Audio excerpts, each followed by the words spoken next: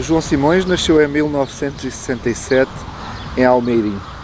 Tem memórias de fazer as broas com a sua avó, broas essas que até hoje as faz. Não sabemos se foi daí, desses atos de bondade e de partilha, que terá nascido a sua vocação também ele para partilhar com os outros, quando participou na fundação da Confraria de Almeirim e quando enverdou por esse projeto de que é um homem entre muitos, da partilha através de uma sopa. É sobre isso que vamos falar hoje. Quem são os outros, João? Os outros são várias pessoas. São pessoas simples como nós, são pessoas que muitas vezes necessitam de uma ajuda, de um apoio, de um carinho, e nós, sensivelmente também ligados a essas causas, vamos ajudando dentro da nossa possibilidade também, e muitas vezes através do prato, que é a sopa, vamos criando ajuda, vamos ajudando a vender a sopa, vamos criando alguns laços com essas pessoas, de forma que elas também consigam superar muitas vezes as dificuldades que passam ao longo da sua vida. Portanto, é cozinhar para ajudar. Basicamente é cozinhar para ajudar. Naturalmente o nome do prato vai sempre connosco, o nome da terra, que nós temos ligados, mas em essência é cozinhar para ajudar e para que essas causas consigam minimizar os danos que essas causas muitas vezes trazem por trás. Como é que começou isso, essa ideia de repente começar a ajudar os outros através da sopa da pedra de Almeirim? Essa ideia começa em Almeirim, porque muitos também temos aqui algumas pessoas com algumas dificuldades, a nível de doença ou a nível de financeiro, problemas. Muito recentemente, eu lembro-me de um caso que o senhor ardeu a casa no inverno, deixou a casa, algum radiador ligado e aquilo ardeu, sem possibilidades, sem meios de rendimentos, e nós, na primeira hora, quisemos ajudar. A forma de ajudarmos é confeccionar variedíssimos litros, seja 50, 100, é o que for necessário na altura, para que se possa vender e dessa forma ajudar essa pessoa a reconstruir a casa e hoje já está a habitar na mesma casa que existe.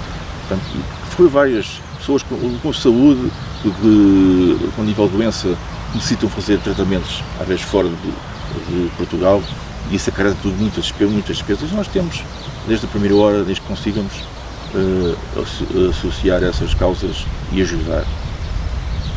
Vocês são uma equipa grande, como é que é, que satisfação é que as pessoas têm em ajudar os outros, que momentos são esses, na preparação, na partilha, no momento a seguir? Fala-nos um pouco sobre isso.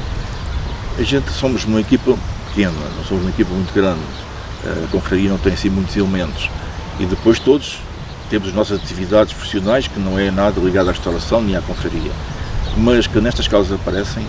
Tentamos reunir o máximo de pessoas e muitas vezes as próprias esposas, as namoradas, associam-se também às nossas causas e vão connosco e ajudam-nos, e dessa forma conseguimos às vezes estar em sítios e fazer muitos litros de sopa, que dá muito trabalho, porque a sopa é uma sopa trabalhosa, mas a gente valoriza, não olha para o trabalho, valoriza no final os aspectos que as pessoas ficaram satisfeitas, ficaram contentes com a nossa ação.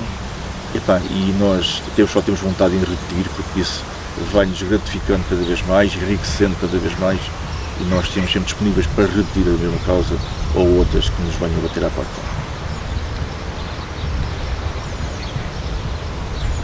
A origem dessa sopa, está estudado esse tema? Será que tem mesmo a ver com o tal abade que tinha uma pedra e que pediu para fazer a sopa? Só falta isto, falta aquilo? Sim, a origem nasce aqui em Almeirim, nasce aqui numa casa antiga, no alto dos anos 50,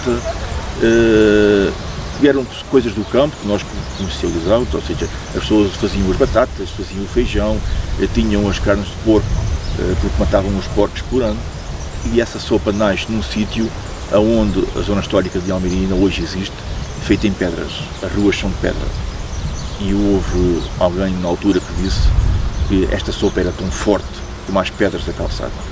E daí nasce a história real da sopa da pedra. Não é aquela do abade que tem uma pedra? Mais tarde associa-se a essa lenda que existe, escrita por Teófilo de Braga, que um frade passou por aqui e ia pedindo de porta em porta uma forma de arranjar ingredientes para fazer uma sopa.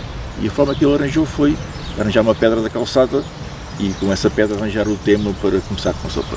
Isso é uma lenda, porque a história verdadeira é esta, porque alguém disse que era uma sopa forte, com muita substância e escura. Como é que se sabe se que é essa a história verdadeira? É a história, sabe, ainda Nos anos hoje. 50 é capaz de haver gente viva ainda. Ainda há, e a história nasce num restaurante aqui em Almeirim, que é o pioneiro dessa história, dessa sopa, e eu ainda cheguei a falar ainda com o antigo proprietário que contava essa história, e é assim que ele relatou quando recebia pessoas, porque pessoas que viajavam ou que eram viajantes de venda de produtos e paravam naquela mercearia que era dele, ainda em terra batida, e lá ele arranjava algo para eles comerem na altura.